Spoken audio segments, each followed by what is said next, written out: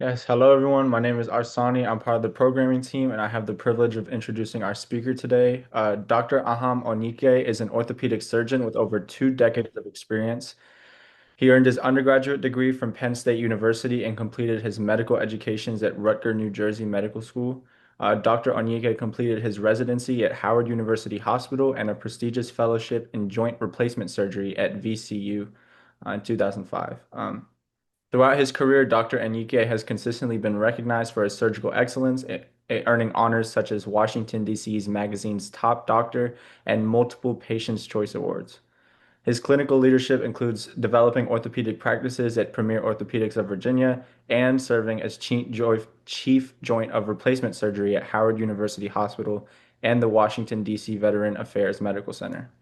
He is also the founder of Avante Orthopedics in College Park, Maryland, a one-stop orthopedic center offering urgent care, telehealth, regenerative orthopedics, physical therapy, and ambulatory surgery. In addition to his clinical accomplishments, Dr. Onyike has been committed to sustainable access to orthopedic care through education, advocacy, and innovation. He previously served as an assistant professor at Howard University and founded the Center for Advanced Specialty Surgery, a boutique surgical hospital in Nigeria designed to expand access to advanced surgical care and train local surgeons.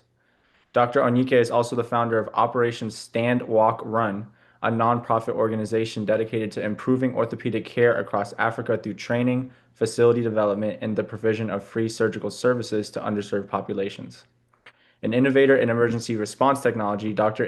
Onyike created 9JA911, a digital triage and care navigation platform aimed at improving access to urgent care for patients with musculoskeletal injuries and acute pain in Nigeria. Driven by a mission to elevate global health equity, Dr. Onyike continued to serve clinical excellence, education, and humanitarian service to transform lives around the world. Thank you for being here today, Doctor. Thank you for the introduction. Uh, Very complete, at least on the professional side of things for myself. It's a pleasure to be here. Happy to contribute to the great work you guys are doing. I spoke to Jubin by email over the last couple of months, and the introduction to him came from an inquiry I put out to your group seeking some help with recruiting gap year candidates for some positions in my new practice. I've had an affinity for gap year candidates for many reasons. I find them to be excellent. I find myself to relate easily to people in that stage of life, that stage of their career. I was there myself at a point in time, and I've found it to consistently be a great win-win mentoring opportunity for myself and for them. And so in that process, I got introduced to the group, and I was invited to give this talk. So it is a pleasure. As you heard from the introduction by Asani, I've had a pretty broad experience. Probably very unorthodox in comparison to many colleagues in orthopedic surgery here in the States. And I'm not sure that I can be thorough in sharing those experiences in a short Zoom call. But what I did was just throw in a few slides to show you some things and share with the group. Um, Initially, I thought maybe I'll just power through it and then have a question and answer for the rest of the time. But I think it might serve well to allow questions to come up as we go along. So I'll say that anyone can at any point unmute their mic or use the hand raise function in Zoom to draw my attention, and we can answer a question if it comes up. So I'll keep the discussion going. It's an evolving journey. It continues to evolve. I think that's the nature of life for many of us. And you get to appreciate the broad perspectives that I've had. And for me, it's global. I was born in the United States and in Colorado. My parents were in graduate school, but we moved back as a family to Nigeria when I was 3 years old, and I was there through most of elementary and high school, and then returned to go to college, which was Penn State. And so my entire life, I've had a presence in both the United States and Nigeria. I've gone back and forth pretty much my entire life. And as I've taken on a career in orthopedic surgery, I tried to see how I could make impact in the communities around me, both here in the United States, but also in Nigeria. And so as we go through this talk today, you get to appreciate that uh, duality. I put this slide here just to kind of give some perspective on what it takes to be an orthopedic surgeon. It's a 5-year program. Orthopedic surgery as a specialty deals with pathology from the neck down to the toes. So that's the spine, the muscles, the bones, the joints, the nerves, tendons, ligaments, blood vessels, and all of that. So there's a lot of uh, potential pathology. There's a lot of anatomy, and there's physiology as well. It does take a lot of volume of material to understand it from the biomechanical perspective, ranging to the diseases to reconstructive with surgery and surgical anatomy. It's pretty intense. Thank goodness technology has allowed us to do it differently than it was. I pretty much read all these books cover to cover through 5 years of residency. I think now people could probably be excellent surgeons without necessarily having to read textbooks or carry them around. We all had heavy book packs and had to spend quite a bit of money to acquire the textbooks. And at some point, the residency CDs emerged, and people had their books on CDs, and eventually it became downloadable in PDF forms. And of course, now with ChatGPT, you could probably get information quickly. So I think the practice of all fields also evolves, and the ability to retain information or have access to information also evolves. But it was a pretty intense program, and it gets one to be able to do very complex surgeries. This is an operating room procedure, pretty standard for, in this case, a knee replacement. A lot of instrumentation, a lot of monitoring, a lot of X-ray technology. It's important to plan and follow up. And that's sort of what my standard practice looks like. My computer's freezing. But to get there, it's a long journey. Sometimes I hear people ask, how long does it take to be an orthopedic surgeon? And you give them the answer, 4 years of college, 4 years of medical school, 5 years of residency, and then a fellowship. For me, a fellowship in joint replacement surgery. And I hear sometimes people say, "Oh my goodness, no, that's not for me. It takes too long." And so I just always encourage one to just always know that it's some delayed gratification. I love this quote from Lao Tzu, the Chinese philosopher. Journey of 1,000 miles, begins with one step. And if you keep taking one step forward every day, then you'll get to your destination. And that's applicable to being an orthopedic surgeon or to a cardiologist or owning a business with lofty ambitions for scale. Whatever one's aspirations are, that approach will get you there.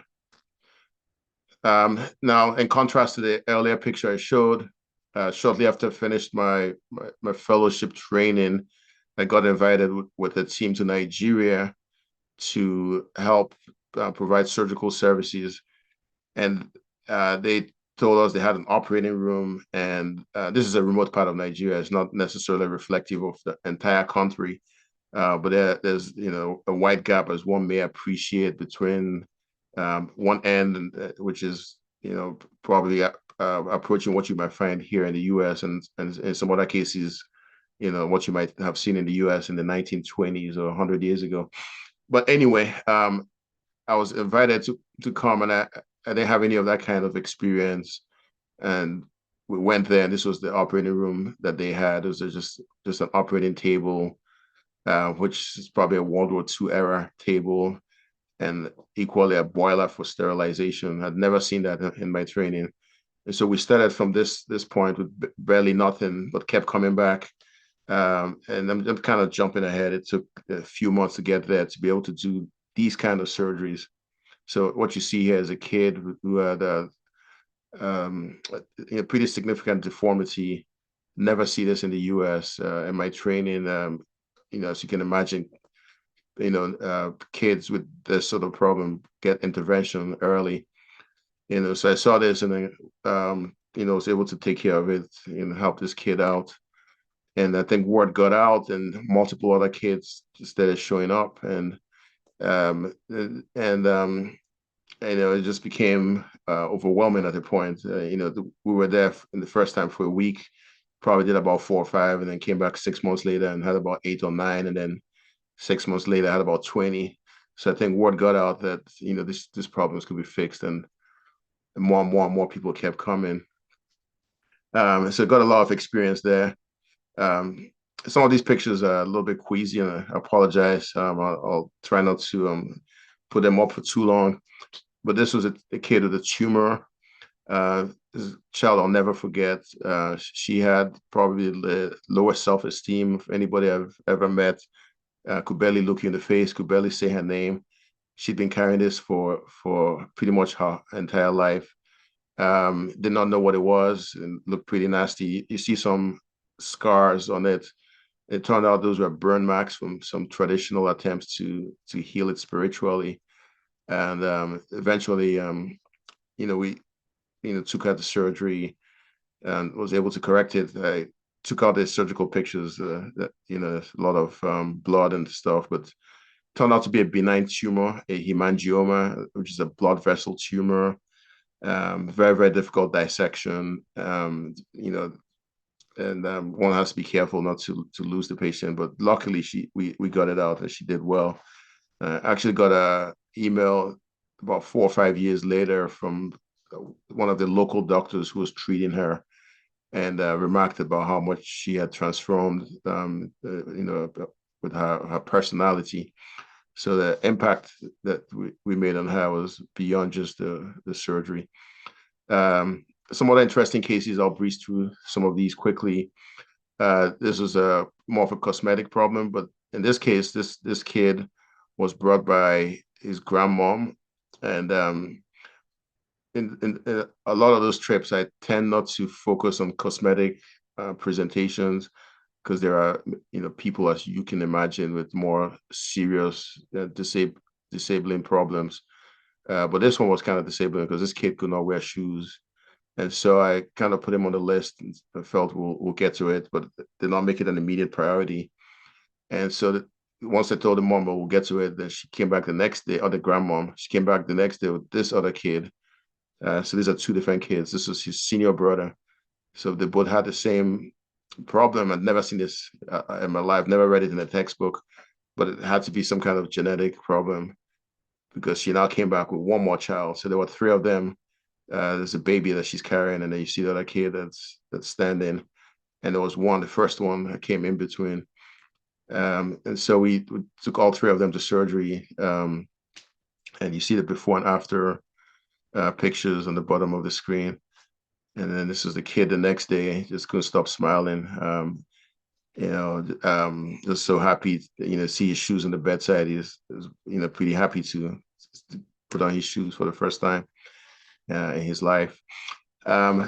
This was one of the trips that we took to a very remote area. And this picture I took the morning of our last day. And so, it was a pretty typical experience that, we get there and it takes a while to set things up. It takes a while for the word to get out that, some surgeons were around. And eventually the word gets out. And so with each passing day, the volume of patients would expand. And this was the morning on our last day as we pulled up in the hospital. All these people were already waiting, and it was pretty sad. But this was the night, around 9 p.m. on our way out, and so many people were still waiting, sort of desperately. So it kind of made an impact on me. It's hard to have the ability to fix a problem, but not be able to fix it and have to walk away. And so we kind of mobilized resources, but multiple other surgeons, had a long list of people who needed surgery. And I just showed this picture, which was our check-in luggage at Dulles Airport in Washington, D.C., going back to that same location to take care of as many of those patients as we could. But that wasn't enough. It's just not a sustainable way to do things. And so I ended up doing was establish a hospital in Nigeria, an orthopedic hospital. So this the pictures of the first location. We've since expanded from this to a new location.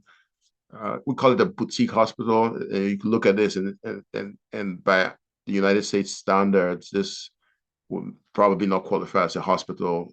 It's small, but there's a hospital. Patients are admitted overnight. In this location, we had only 8 beds, but we also had the clinic in the same space, admin staff space, X-ray, and physical therapy. And so it's pretty much a unique orthopedic boutique center. And the name is what I see there on the bottom. Also used it to start training, recognizing that the way to make impact was to have some kind of transfer of skills. I couldn't go back, but so many times I couldn't clone myself. I couldn't clone my colleagues who had interest in coming along. And so we had to have programs to train other people across the board, surgeons, physical therapists, anesthesiologists, nurses. So these are some of the people that have come through and trained in different capacities, some surgeons, some nurses, some admin people, x-ray techs, and so on. So now I have a full team there with two different locations. And it's a sustainable practice. It runs as a business, not necessarily a profitable one, but one that allows sustainability. And now they are able to do pretty complex surgeries, even without me being there. I still provide some executive oversight from here, which you can do through technology. And I travel 2 or 3 times a year to follow up on things and sometimes do some of the more complex surgeries that they defer to me for. This is the last trip I made there. This was a leadership team meeting. And so that a lot of bright people, extremely bright, that just are denied in some cases opportunity, in some other cases equipment, staff, funds to deploy their talent to help people. So my own goal has been trying to just adapt the philosophy that rather than give a man fish, you teach them how to fish. But it's expanded from there. So we had the hospital, the nonprofit on the bottom right named Operation Stand Walk Run, and what that does is with an emphasis on training and equipping of surgeons, we're able to seek support beyond ourselves through grants and other philanthropic opportunities and get more things in the hands of the surgeons over there. It also set up a political organization for advocacy and lobbying, and that's the Organization for Impact and Reform. There are problems with leadership in the government, and there's only so much impact one can have without government impact. And so the advocacy is to push better ideas, better policy, and better candidates, and recruit people who are politically inclined to do that, to be on the side of positive change. Orthopedics is a big component of our field, that's trauma, um, being able to help people with injuries and get them in the right hands to the right place at the right time, very often in an urgent or even emergent way. And there's not a robust emergency response system. So we've created an app which is named Niger 911. You see on the bottom of the screen, and that's to allow people to get access to a triage through a digital means, and then be pointed in the right direction for whatever the problem is. And it's mostly at the MVP stage. That's we're just testing it. But if it's successful, then it could be a big potential benefit to the community. We're doing that in one city, which is in Lagos. And then Aham Orthopedics is my practice here in the US. Um, I'll just quickly talk about Operation Stand Walk Run. Again, it's a nonprofit intended to train, equip, and develop, facilities. The idea behind it has been to be able to identify patients who need help, identify surgeons who need training, and facilities that need equipping, and through our connections here and there, try to get the support that's needed. We've done some nonprofit fundraising here. This was a bike tour that we organized of the United States Capitol, the national monuments, the Capitol building, the Lincoln Memorial, the Washington Memorial. And if any of you have been down by the National Mall area, there's a lot of history and a lot of attraction. So it's a unique tour, original idea that we came up with to allow people on a bike to be able to get what they can, in half a day, right into the National Mall. Typically, stop, talk about the history of the U.S. Capitol and the intent behind the founders in putting it together, the Supreme Court, and all of that comes there. And it's a way for us to raise money for the nonprofit. This is the digital app. Sort of talked about. I'll try to speed up some more. Funny enough, most of my impact, if I'll call it that, has been taking ideas from the US and applying them to Nigeria. Most of what I've shown you has been that. But in that experience, I started recognizing the superiority of service with what we had there compared to what I was doing here. Many times people will come to see me in my office, and then I'd send them to physical therapy somewhere else, or they might have a minor surgery, but we couldn't do it because it's just a clinic. And so we would have them come back on a different day, or people might want to come in on the same day because it's an urgent problem, but we already had a full schedule, and would tell them, you know what, you just go to the ER or go to an urgent care. So I've established an orthopedic, urgent care, sort of a one-stop shop for orthopedic services. It's the first of its kind in the DC metro area. We're just getting started with that. And on the right is my first admin assistant, who just finished a bachelor's degree at the University of Maryland and is applying for medical school in the 2026 cycle. We just hired a second admin assistant who's also a gap year candidate. I'll leave you guys with just a few lessons I've learned along the way. I think, generally speaking, that it's good to have a lofty ambition. You want to be a cardiologist or a neurosurgeon or a dermatologist or whatever the case might be. It's easy to to I guess think of the end point. But if you have a plan, whatever it is, you can get a good GPA, get a good MCAT score, get a good USMLE score, then how do you make that happen? You have the plan. If it's a good plan, then don't worry about the end point, but the daily grind of getting there.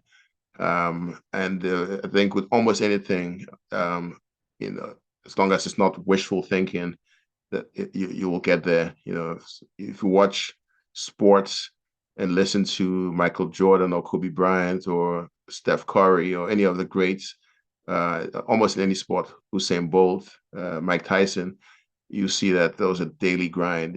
Same thing with most musicians and actors, politicians, Bill Clinton or Barack Obama. There's just always that process that they stuck to for years, and it gets them there.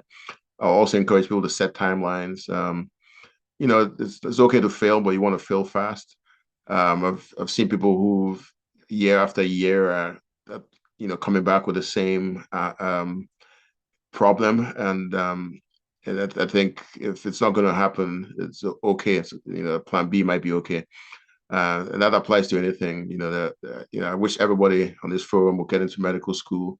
But if you're not going to get into medical school, for whatever reason, then it's better to find out sooner than later. You don't want to go through a 10-year process of applying and reapplying, and then 10 years later, you're still in the same position. So I think it's good to test the limits and fail fast. Um, this is something that I try to apply to myself. I'll say that on every given day, almost every given minute, there is something that you are supposed to do but don't really want to do, and there's something that you kind of want to do but you're not supposed to. And it's life. You kind of have to treat yourself but work hard and just strike that right balance. But I'll just say that those who tend to do what they're supposed to do more so than what they want to do, uh, more often than not, will end up in a good place. If you make good decisions on a daily basis, then you're likely to end up in a good place.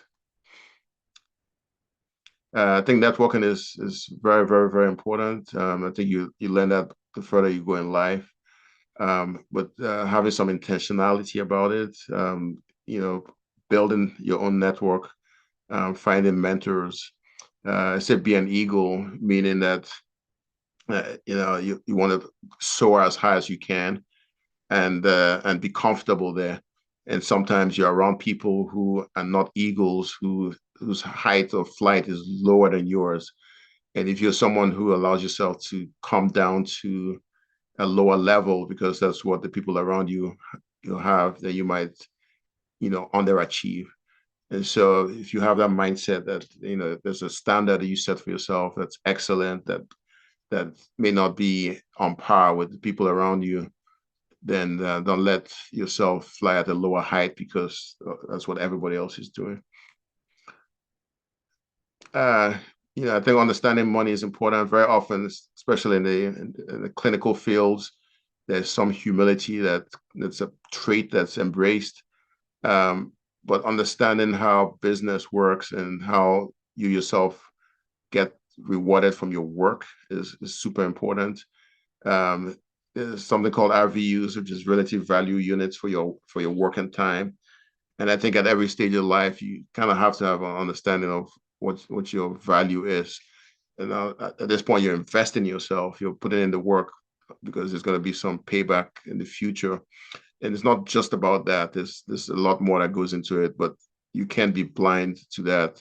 And I think clinicians very often are blind to the financial components of medicine and end up being cheated by administrators or insurance companies or other players in the healthcare field. I think also working there's an opportunity to I guess build your own future and what steps and strategies you want to do to grow well. This is probably a little bit more applicable to residents and those just finishing medical school, but it's never too early. I think if one is able to put away some money and save it or invest it at a young age, then it compounds exponentially and grows. And it's amazing how much a little bit can be over time. And so if there are opportunities for you guys at this stage, then definitely try to take advantage of that. Don't think you're too young to start. I also encourage people, every pre-med student has a high level of intellect.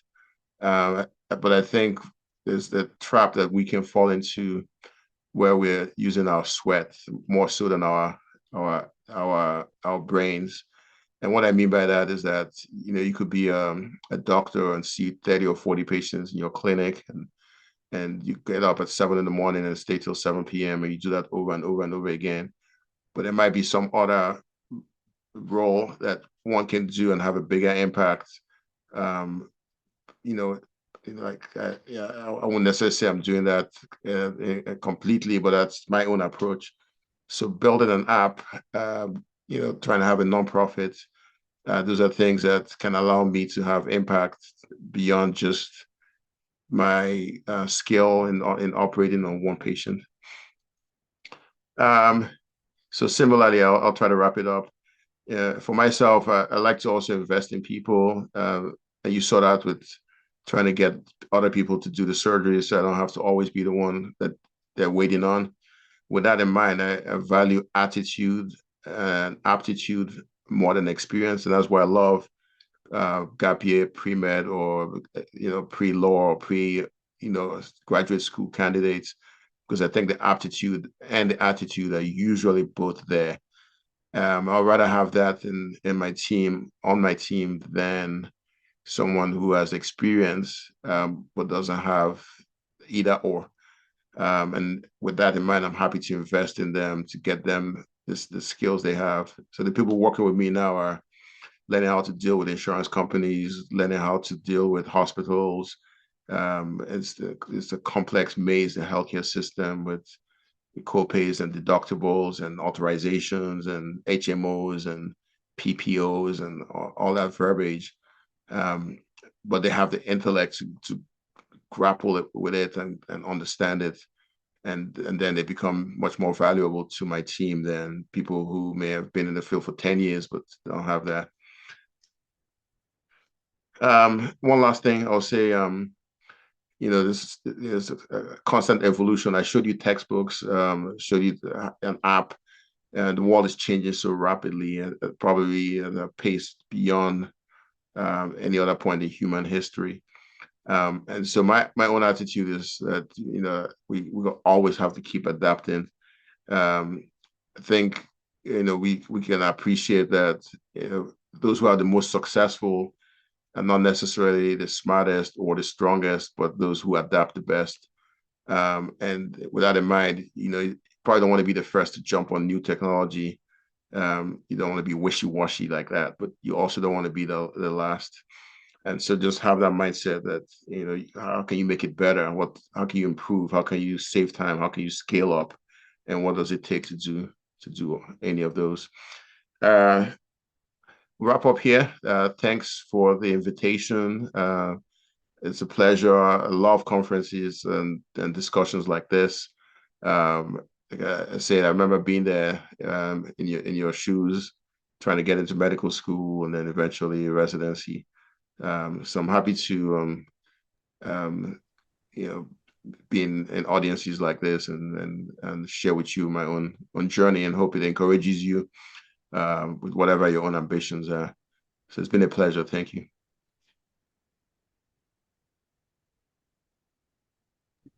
Yeah. Well, thank you again for your words of wisdom and all the work that you do. It was pretty neat to see that. So You're welcome. And we have some questions from members in the meeting, if you wouldn't mind answering them. Sure. And so Let me. Ziomara asks, do you feel that your fellowship in joint replacement has specifically aided your work in Africa and in under-resourced environments? Or were there other fellowships that would have been just as beneficial or more beneficial to prepare you for that type of environment? Um, I think my work for sure has helped me with what I've done, but I also would say that there are many other paths that could have also helped, because the need is massive. But for me, it was sort of intentional. played a lot of sports, soccer and football, track, basketball. It's just always been one who played sports my entire life. So when I was going into orthopedics, I was actually looking more for a career in sports medicine. But through my residency, I think I started to feel that most bread and butter sports medicine problems, meniscus injuries, cartilage injuries, ligament injuries, I could kind of do without necessarily having that fellowship training. Whereas the hip and knee replacement, uh, especially when there's a failure and needs to be redone, require that level of fellowship training. So for me, I felt it made more sense to do that. However, I'll say that someone who took a different pathway and went into pediatrics or sports, or I'm sorry, or spine, um, or deformity correction as a fellowship could probably equally make great impact. And I think also, and I start trying to think more and more of how to solve problems, not just by my own skill, but my knowledge and connections. And so, with a nonprofit as an example, we would be able to make much more impact than myself. So it's not just stuck on being one who can do complex joint replacement surgery, but maybe being one who can pull other people in together and pull resources together to solve those problems. Thank you for that answer. Joshua asks, in a capitalistic society, what keeps you motivated to practice and provide your services in underrepresented areas when compensation can be difficult to obtain? And what would you suggest to be a method of attracting talent into these underrepresented higher crime areas? And specific examples that he mentions are like Detroit or Baltimore. Um, yeah, great questions. I think I I will say I grew up in Nigeria, so for me there's some connection there. I do believe in a quote from Nelson Mandela, which is that you can't um, be aware of a problem, have the ability to fix the problem, and not do anything about it. And so the issue is what do you do? And for me, it was simply charity in the beginning. But like I showed you, do two people, and then the next day there's four, and it's an exponential, massive demand, and I'm not sure it's smart. To each his own, but to me, it's not smart to just worry about one drop in the ocean when there's a big, massive problem, and so it has to be sustainable. And so I think sustainability can come from figuring out where the business model will make it work. And so that's what we've done. The hospitals I mentioned are sustainable. Now there's some sweat equity that's lost. There's some money out of my own pocket that may not be a ROI, return on investment, in totality. There's also lost opportunity in the US by going over there. But for me, there's a reward. There's a reward that makes it all worthwhile. Nevertheless, it can't be, for me personally, one that doesn't have that appropriate balance between what it takes to make it sustainable, either through grants and other nonprofit strategies, or by having a business model that allows it to somehow be profitable. Now, if you said something about Detroit or Baltimore or inner city America, or you could even say rural America with Appalachia, I think there are models that can also be profitable. They may be less so than in more affluent parts of the country, but I think there's also less competition in some of those parts. And so I think again there's a model that makes it work. I'll share with this audience that some statistics show that the highest number of new millionaires in the United States, people who are practicing exclusively in the Latino community. And so, from the surface, one might think, oh, there's a underserved, underrepresented, but there are others who've looked at it as, oh, well, there's opportunity here. If I open a pediatric practice in this community, then I might be the only one in town, or a dermatology practice. And so there are ways for the business model to make it make sense. If it doesn't, then it may be a little bit too much to do on your own in a sustainable way. And there might be a higher calling that some people have to their credit. Sometimes there's government support for some endeavors that may also allow people to be appropriately rewarded for the effort they put into more underserved parts of the country. Yeah, in California, actually, when you're done with your practice, if you want to go in underserved areas and make a commitment, they'll pay off your student loans, and it's like $300,000. So up to $300,000, and it's a California program. There's also in California, and unfortunately, I don't know like the rest of the country because I'm in California. There's also in Southern California, there is Altamed and Molina Health that basically are in very underserved areas, and they have the business model that's been really successful. And so there are people that have done that, and I guess this is a quote that I used to always hear is if it's to be, it's up to me. It's like if you want to do those things, you can. It's and I'm sure Dr. Onyike could very comfortably, you know, uh just stay in Silver Springs and Bethesda and have a pretty good, but he chooses to go to Nigeria. He chooses to do all this extra work because, he's taken that responsibility. So um, and that's very commendable. But anybody could do that.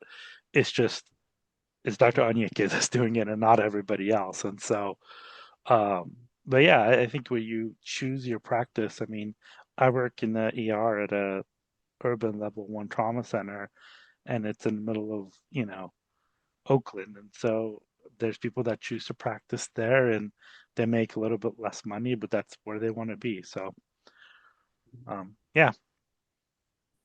Yeah, that's a great point, especially about opportunities for doctors, nurses, and some other allied health personnel to get student loan forgiveness by practicing in underserved communities.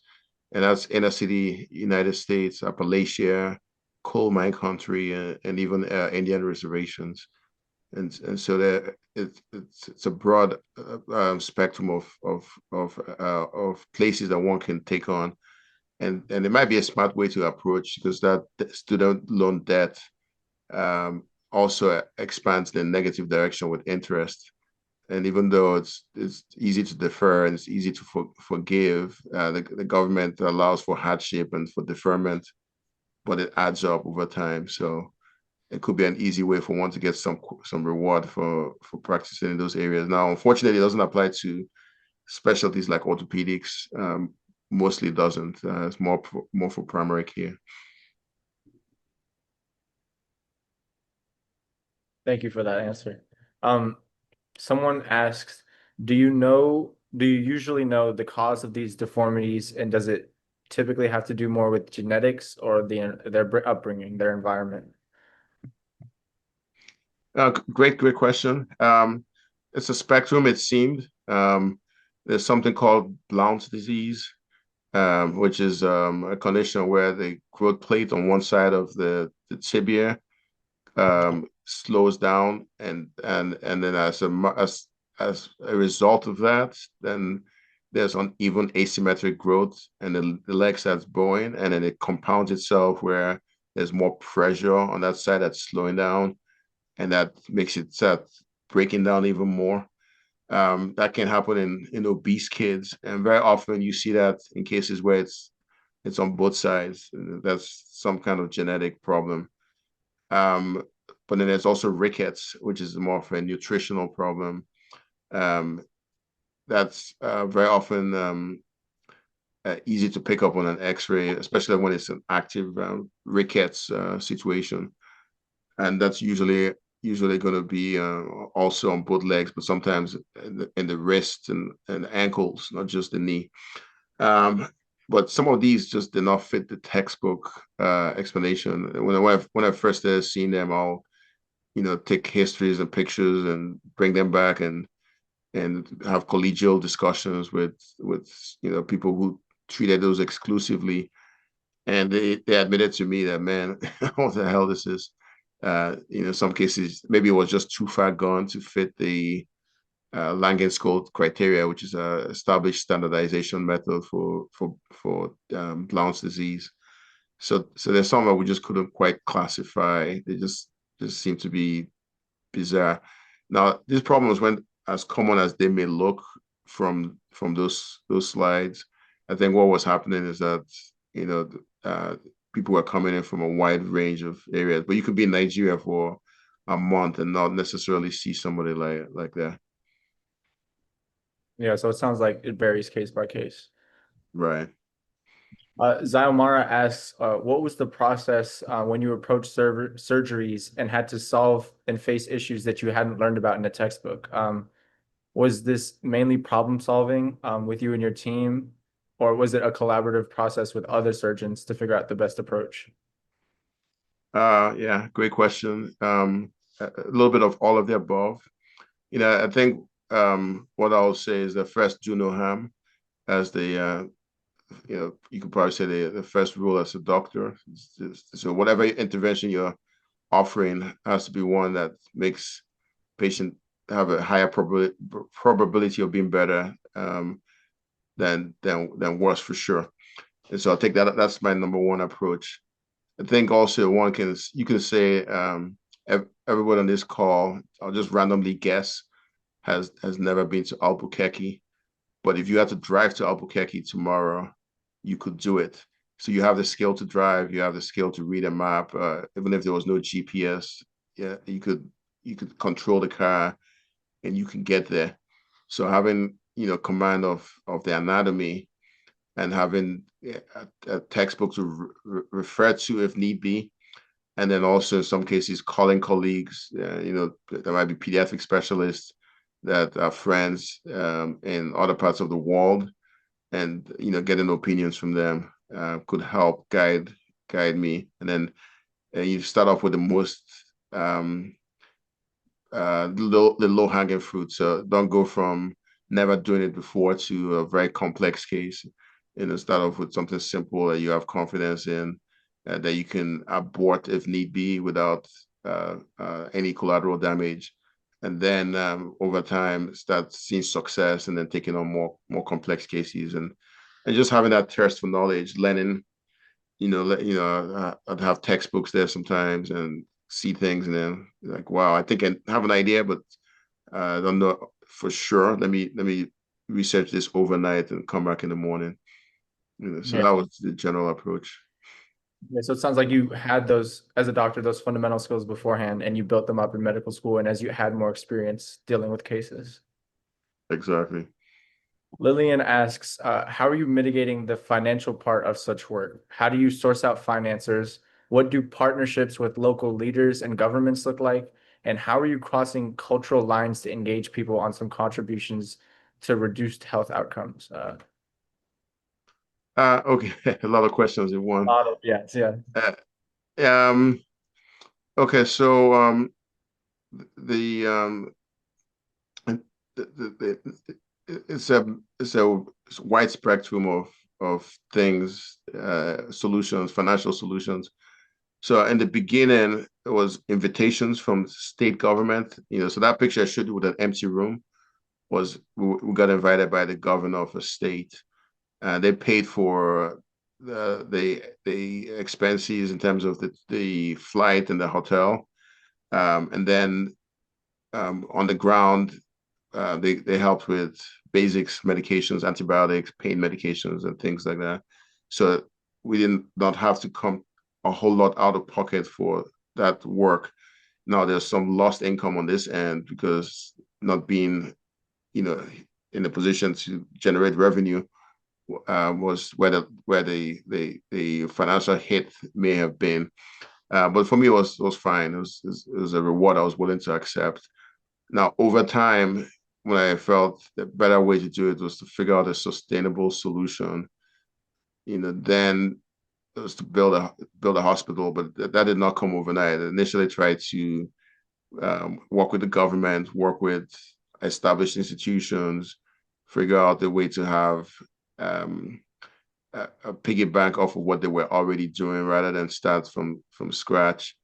But for many different reasons, it just wasn't quite proven to be sustainable. I think there's some instability in government over there, and there's some insincerity with some government leaders. And so chose to set up a boutique hospital where we could control the vision.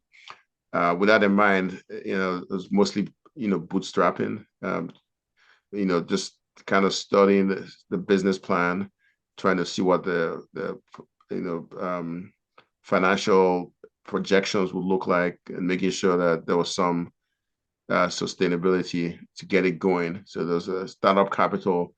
Very difficult to get funding in any society for a new project, but even more so in the developing world. And so we did look at it, to get some financing, but the interest rates were just too prohibitive. And so again, just had to be thorough with the plan and make sure that it was viable. And so there was some seed capital that I put in there. I had some minority partners that did the same. I have a partner that's a urologist and then another that's a plastic surgeon. And so I'm the majority partner, but with that in mind, we're able to get the funding to get it going. And then, just running a good operation and good, processes in place to make it sound as a business. It's proven to be profitable, not necessarily, in a lofty way, but it's growing. We went from a small clinic to a small hospital to a bigger hospital. And now there's about 20 employees, able to make payroll reliably, every month and have profits at the end to reinvest in, better equipment and, build an app and on and on. I'm not sure what you mean by crossing cultural lines. I think, Nigeria is very multifaceted culturally. It's not homogeneous at all. But I think, generally speaking, in all societies, even here, I've done work in rural America and in Latino communities and white America. I think, generally speaking, good work tends to speak for itself. Good ideas tend to be well received. Being fair to people is a good approach in the beginning. I think trying to get over on people or cheat people in a business relationship, catches up with you if you have that approach. So I think that's just my way of doing it, and I think that's panned out. I think you kind of have to be astute and know the culture that you're putting your foot into and respectfully do so, but just the right balance. You're not stepping in to exploit anybody, but you're also not stepping in naively to allow yourself to be exploited. I'm not sure if that's what you were getting at, but I hope that answers the question. To me, it sounds like a lot of it came with experience, your own personal experience with Nigeria, working with local organizations and figuring it out along the way. So. Yeah, experience, but also having that sort of curiosity. You don't necessarily come from a place of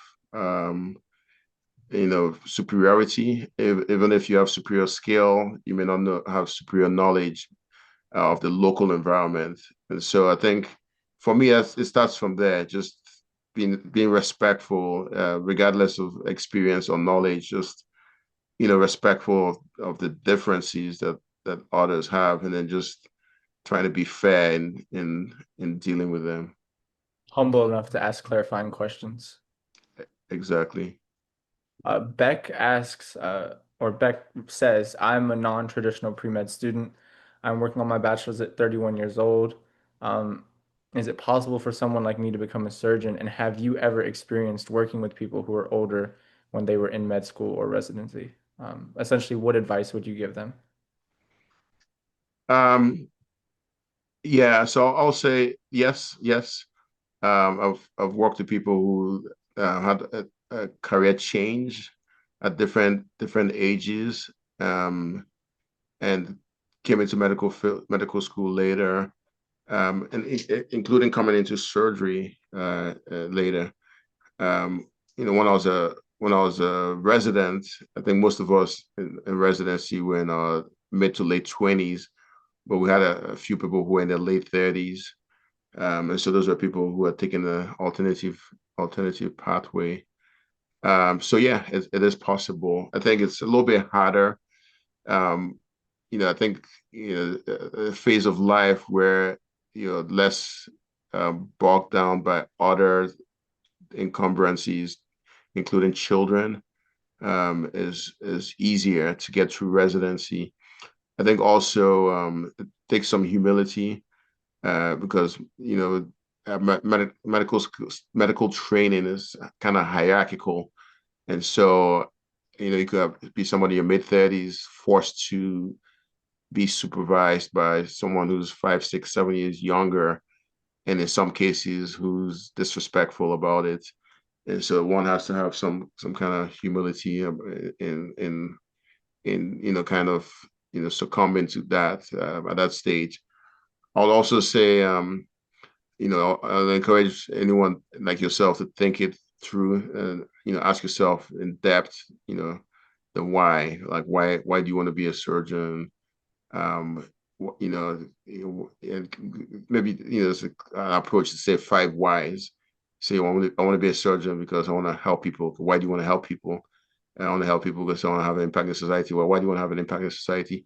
So have that sort of depth of why, and I think that can drive you beyond any obstacle once you have clarity in your purpose. Without it, it's easy to be kind of wishy-washy, and it might take an even more significant commitment to consistently excel and be an attractive candidate, and also recognize that there might be some bias. There might be people who might assume that, well, if you were all this and all that, then you should have been here 5 years earlier, or 10 years earlier. So it becomes a little bit of an obstacle and a bias to some extent for some. Others might find it more attractive. That, man, this is a mature person. This person that I can relate to better. It's the kind of person I want who can be a leader among young men. So it can go both ways, but just know that there's not as much time anymore to lose, and so you want to be as prepared as you can be. And I also know the average age of entry for medical school is getting older and older. Is that something that you've noticed? I'm not sure I'm in position to notice that because I'm not necessarily around medical students as much anymore. But I think I'll say that you know medical schools have become more and more attracted to non-traditional. So there are people who started off in physical therapy or nursing or some other allied health space, and then now came into medical school. And I think I do see more of those kind of people. So yeah, to your point, the average age is probably going up because I do see more of those kind of. Thank you for your answer. Okay. Udemy asks, other than surgeries, did you also work on preventative care for patients in Nigeria regarding like rickets? If so, were there any other organizations you would work with in Nigeria? Yeah, absolutely. Great point. So did a lot of lectures, a lot of engagement. In policy, I showed the rickets example. That was probably one of the more dramatic things, but also saw a lot of cold trauma. So cold trauma is people who had a bad injury in the past and it wasn't properly treated. And I think that's part of what inspired me to look into the emergency response systems. But yeah, just I've engaged with government at all levels. Try to see where contributions can be made. And even in areas where it's not my strength, try to connect people to others. There are people who have gone into public health and are excellent statisticians and researchers. And, I've brought those kind of people into high level meetings with Minister of Health or a governor of a state to be able to get that expertise in trying to solve a bigger problem. And I think generally where there's an opportunity to prevent the problem, that's the better approach. Thank you. A question I want to ask, if you don't mind, it would be more reflective on, I would say, like pretty significant points in your career. When did you know you wanted to be a doctor? When did you know you wanted to go into orthopedics? When did you know you wanted to be a surgeon? When did you know you wanted to work in Nigeria? If you don't mind answering. Yeah, so I, I think starting from when I wanted to be a doctor, I think probably in at some point in high school, I started thinking of maybe medicine. I liked the health science side of things. I liked the way it sounded. Every time as a child, I mentioned to somebody that I thought I wanted to be a doctor, it was very often positively reinforced. And so I don't think I fully understood what being a doctor meant, but I just knew that I kind of liked it, and I had good grades, and so sometimes randomly people say, "Oh, yeah, you're a good student. You should be a doctor." So I think Uh, those some of those were planted in me. Some of it was, me imagining what things I thought I liked. a follow-up to that. When would you say you figured out what it meant to be a doctor? Uh, Yesterday. Oh, Nah, I'm joking. I'm joking. Well, I'm not sure there was one singular Nirvana moment. I think it was more of a light switch that was more of a dimmer than an on-off switch. So I'll say that there was a lot of naivety with the bread and butter daily grind of being a doctor.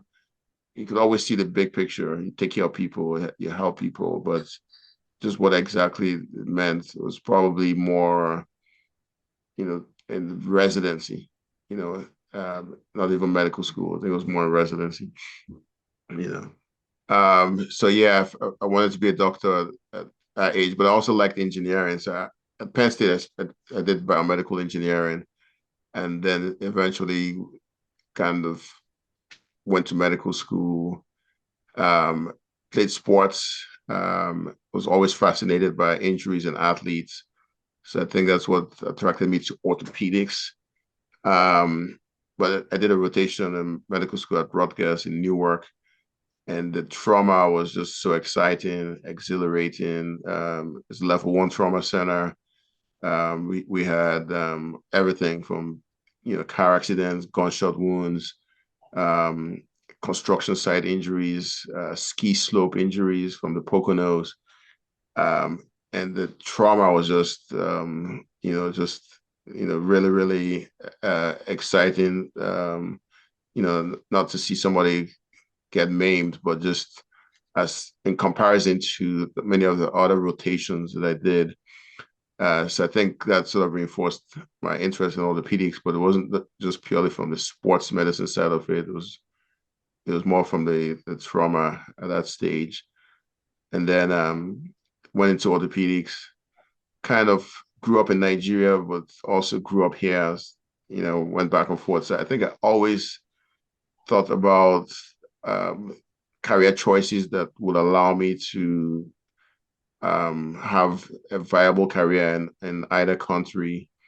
And so I think medicine sounded like one. Initially, I thought more of tropical medicine or sickle cell, but I soon realized that orthopedics could offer value in any society.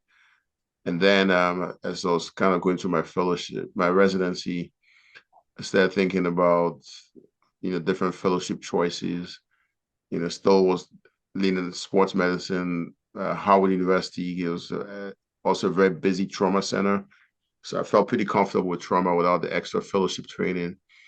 But I think I mentioned it earlier. I felt a fellowship in joint replacement surgery would allow me to do something with at a very very complex level without relying on others and still have a large impact. So that's kind of how it evolved for me. Yeah, thank you for sharing that. We'll give a few moments for more questions to come in, but otherwise, thank you for your time. Thank you for your words of wisdom. I'm not sure if you have any closing remarks you want to leave us with, but yeah, I don't see any more questions coming in, and just thank you for being here today. Yeah, you're welcome. Again, I'll just reiterate that it's a journey. Just understand that it's difficult, it's sacrifice, it's delayed gratification to some extent. It's very rewarding at the end. Even though a lot of changes and sometimes you hear negative feedback about, healthcare as a field or as an industry, it's generally plenty of opportunity. I'd also say start thinking of the business side of things and start learning the business side of things, even at this age. I think uh, it allows you to pivot if you're business savvy. Amazing advice. Thank you. And I think that's it. So have a good day. Thank you. You too.